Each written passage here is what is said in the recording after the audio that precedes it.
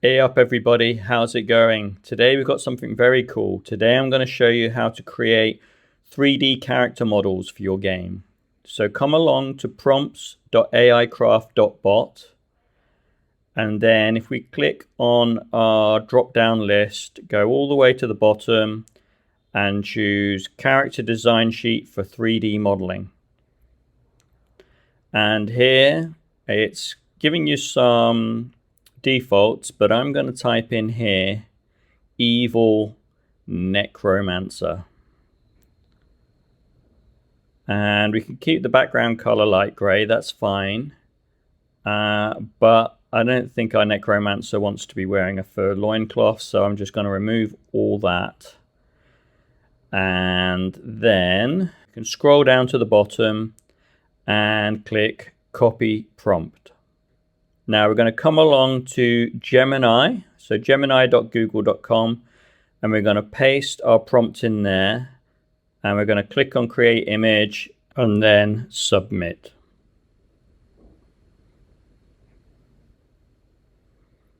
And we're going to go across to ChatGPT and do the same. So we're going to paste in the prompt and submit that as well. Now ChatGPT is asking me a question, so definitely bone armor and skull ornaments. That's what the necromancer should be wearing. So I'm going to paste that in there and submit that as well. Okay, coming back to Gemini, and we have a pretty cool necromancer. Look at him. He is looking very necromancy. Okay, let's see what ChatGPT's done. Well, that looks very cool, but very different from the Gemini version. So I am going to download both of these because I do actually like both of them, even though they're quite different in style. Right, we are going to use the AI Craft Spellbook to split these images in half. So I'm just copying them over into the Spellbook folder, renaming them Necromancer and Necromancer Skulls. And then I'm going to open up Open Code, and then I'm going to cast the split spell on both of these. First the necromancer.png. That will give us a left and a right, which is the front and the back of the necromancer. And I'm going to cast the same split spell on the necromancer with all the skulls.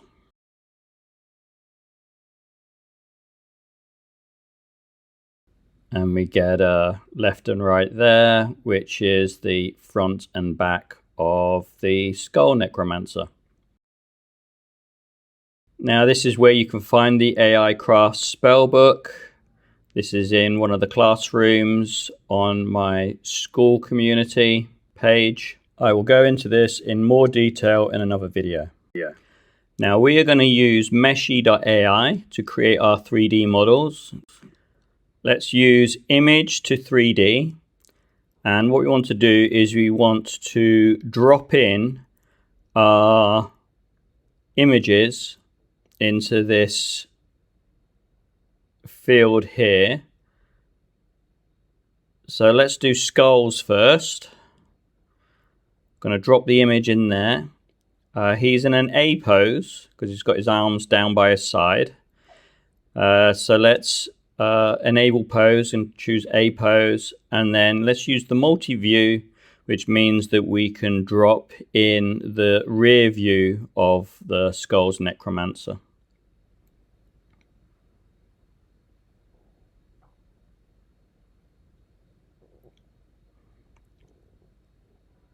I'm going to call him Skullbound Necromancer, and then we click generate.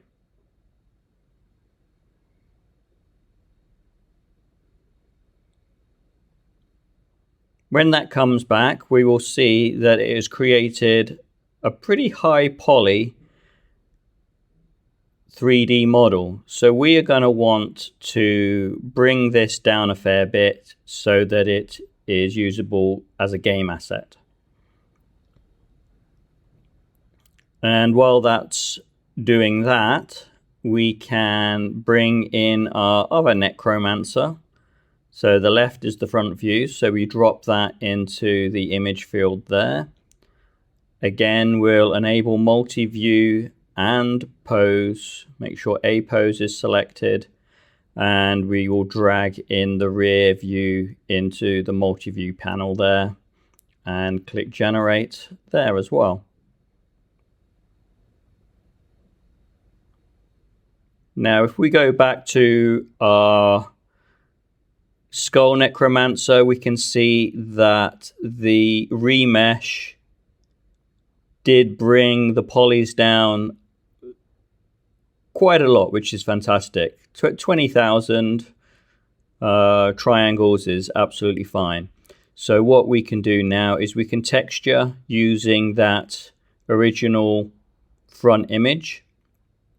And wow, look at that. He is looking really cool. So we are screaming ahead here. We can actually animate him now. So he is a humanoid. So let's choose that option.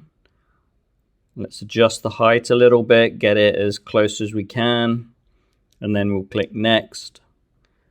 And let's make sure that these place markers are in the right place. I'm going to bring those down closer to the hand, right on the wrist.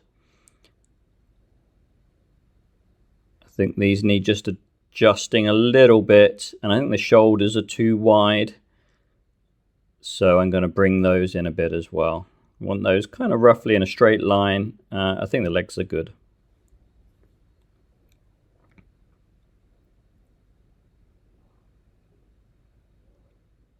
So while that is rigging, let's come back to our other necromancer. And that is looking a little bit weird on the face there. So no problem, this sometimes happens. Yeah, that does not look like his face. So what we can do is we can just essentially do a retry. And yeah, we can scrap that one, that was terrible. We get a free retry. I think we get 4 free retries, so that is pretty cool. Let's see how our Skull Necromancer's doing. Wow, he is looking pretty epic. I think you can't have too many skulls. Well, he definitely thinks you can't have too many skulls. Well, let's add another animation. Yeah, I think that's in character. Yeah, that is definitely in character. I would definitely see that he would be dancing around like that. Yeah, definitely. Okay, how did our redo go? That looks really good, actually. I think the redo did the job. So we come across to remesh because we can't handle hundreds of thousands of triangles like that. So we're going to use adaptive high to get those triangles down to the tens of thousands.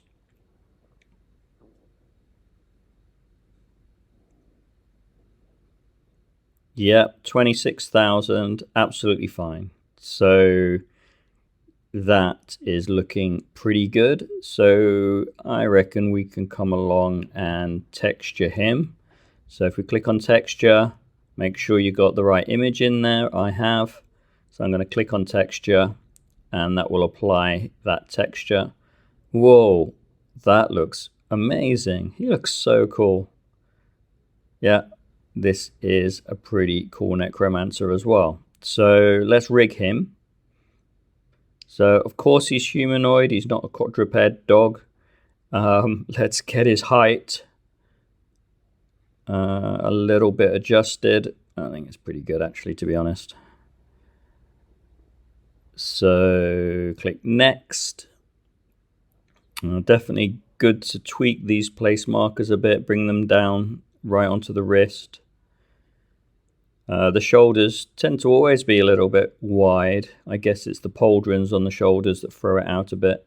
So yeah, the elbows need tweaking a bit. I think that's right. And then just bring those shoulders in a little bit. That'll make the animations look a bit more sensible, I think. Legs always seem to do okay, I think.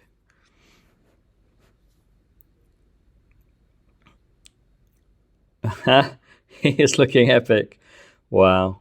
Well, I tell you what, though, I really want to see him do a backflip. Let's see what that looks like. Oh, yes. Yeah. He definitely looks like a guy who should be able to do backflips. That is totally in character.